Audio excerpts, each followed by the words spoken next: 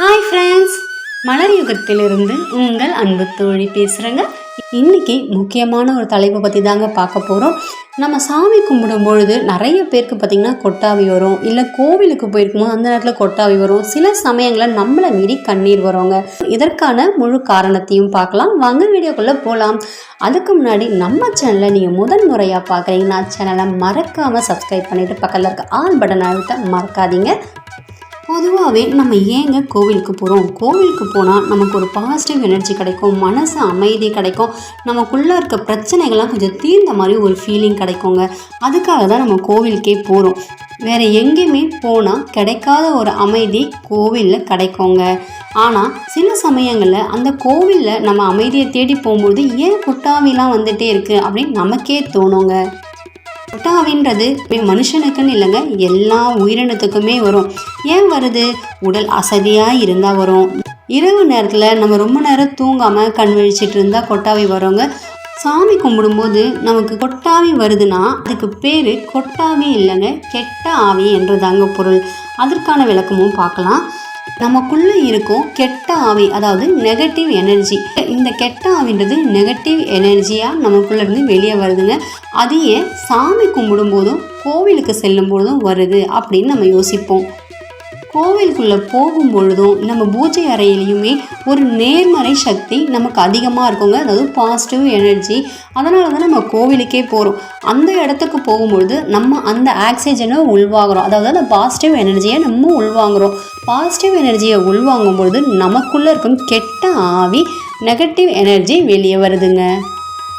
இப்போ உங்களுக்கு புரியுதுங்களா? ஏன்னா நிறைய பேர் நினச்சிட்ருப்பீங்க, காலையில் நம்ம எழுந்து குளிச்சுட்டு சுறுசுறுப்பாக தான் நல்ல உற்சாகத்தோடு நம்ம கோவிலுக்கு போகிறோம், சாமி கும்பிட்றோம், இந்த நேரத்தில் போய் கொட்டாவி வருதேன்னு நம்ம ரொம்ப ஃபீல் பண்ணியிருப்போம் நிறைய நாள். இந்த மாதிரி கொட்டாவி வர்றது நல்லது தாங்க.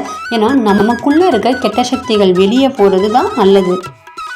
நமக்குள்ளேயே இந்த நெகட்டிவ் எனர்ஜி இருந்ததுன்னா நமது உடலில் பல பாதிப்புகள் இருக்குங்க. அதுவும் இல்லாமல் நடக்கக்கூடிய நல்ல காரியங்கள் எல்லாமே தடைப்பட்டும் இருக்குங்க.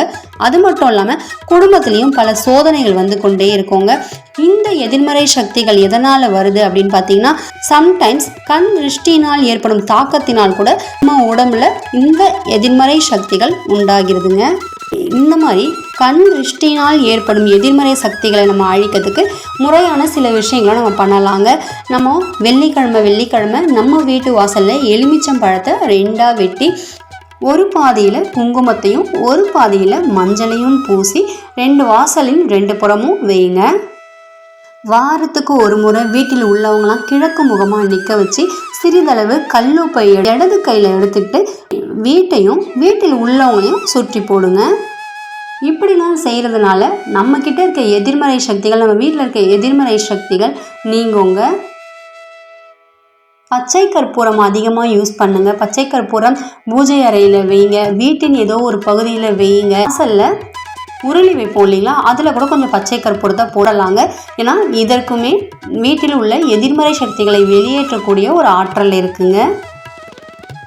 இப்படிலாம் நம்ம செய்யும் பொழுது நம்ம உடம்புல இருக்க தீய சக்திகள் வெளியேறி நம்ம கோவிலுக்கு போகும்போதோ இல்லை பூஜை அறைக்கு போகும்போதோ நமக்கு கொட்டாவி வருவதும் நின்று விடுங்க. நம்ம கோவிலுக்கு செல்லும் பொழுது நம்ம கொட்டாவி வரும்பொழுது நம்ம வாய் வழியாக வரும் மூச்சு காற்று கடவுள் மீதோ விக்கிரகம் மீதோ இல்லை பக்கத்தில் இருக்கவங்க மீதோ படக்கூடாதுங்க. அவங்களோட உடம்புல இருக்க தீய சக்தி மற்றவர்கள் மேலேயோ கடவுள் மேலேயோ படாத அளவில் ஒரு கர்ச்சீஃப் வச்சோ இல்லை ஒரு டவல் வச்சோ நம்ம வாயை மூடி நம்ம கொட்டாய் விடலாங்க. இப்போது நெக்ஸ்ட்டு நம்ம சாமி கும்பிடும்பொழுது நிறைய நேரத்தில் நம்ம கண்ணீர் வருது. அதே மாதிரி கோவிலுக்கு செல்லும்பொழுது நம்ம சாமியை பார்த்து வேண்டும்பொழுது தான் நமக்கு கண்ணீர் வருது. அதோட காரணத்தை இப்போ தெரிஞ்சுக்கலாம். வீட்டில் பூஜை பண்ணிக்கிட்டே இருப்போம், நம்மளை அறியாமல் நம்ம கண்ணில் தண்ணி வந்துகிட்டே இருக்கும். எப்பொழுதும் வரும்னு சொல்ல முடியாது, சில சமயங்களில் வரும் இந்த மாதிரி. இப்படி உங்களுக்கு கண்ணீர் வந்தால் அந்த வேண்டுதலை கடவுள் ஏற்றுக்கொண்டார் தாங்க அர்த்தம். சிலருக்கு இது ஆனந்த கண்ணீராக இருக்கலாம், சிலருக்கு மனபாரம் தாங்க முடியாமலும் இருக்கலாங்க. நம்ம பூஜை செய்யும் பொழுது நம்ம வீட்டில் நடக்கக்கூடிய பிரச்சனைகளை நினச்சோ இல்லை குடும்ப சண்டைகளை நினச்சோ நம்ம அழக்கூடாதுங்க. அப்படி பூஜை செய்யும்போது அழுகிறது நல்லதில்லை. ஒருவேளை நீங்கள் ஆனந்த கண்ணீராக, அதாவது நல்ல விஷயங்கள் நடந்திருக்கு, அந்த சந்தோஷம் தாங்க முடியாமல் கண்ணீர் விட்டிங்கன்னா அது ரொம்பவே நல்ல விஷயங்க. நம்மையும் தாண்டி தான் நமக்கு கண்ணீர் வரும் பூஜை அறையில் உட்காரும்பொழுது நமக்கு நடக்கக்கூடிய பிரச்சனைகள் நினைத்து. ஆனால் இவ்வளவுதான் நம்ம பிரச்சனைகள் இருந்தாலும் கஷ்டங்கள் இருந்தாலும் இறைவன் கிட்ட வரும்பொழுது நமக்கு தன்னம்பிக்கை அதிகரிக்கணுமே தவிர துக்கத்திற்கு இடமே தரக்கூடாதுங்க. எல்லாத்தையுமே பாசிட்டிவாக கொஞ்சம் நினச்சி நீங்கள் சாமிக்கிட்ட வேண்டுங்க.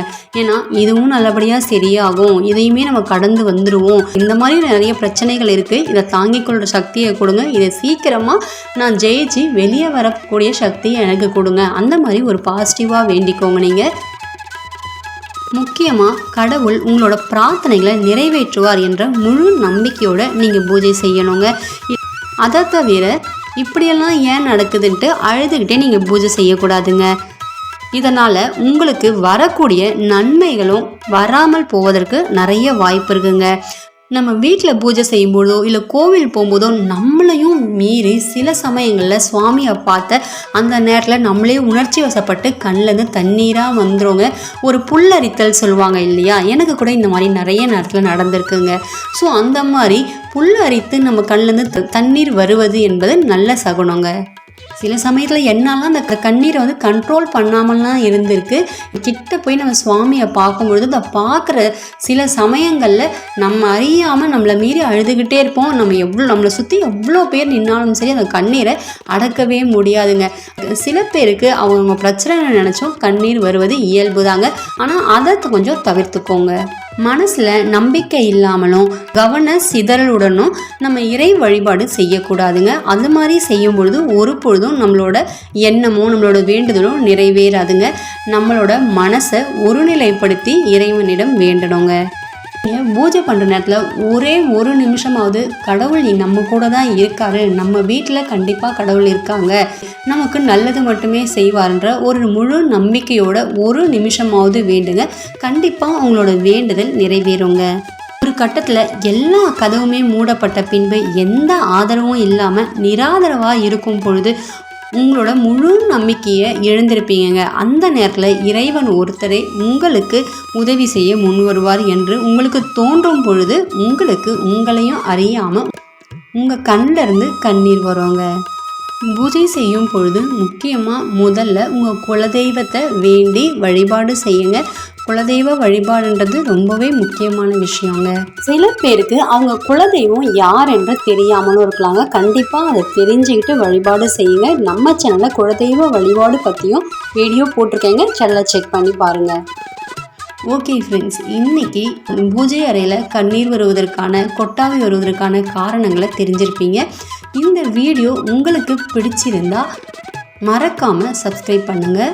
ஓகே ஃப்ரெண்ட்ஸ், இந்த வீடியோ உங்களுக்கு பிடிச்சிருக்கோன்னு நினைக்கிறேன். ஃபுல்லாக பார்த்துருப்பீங்க. தேங்க்யூ ஃப்ரெண்ட்ஸ், தேங்க்ஸ் ஃபார் வாட்சிங்.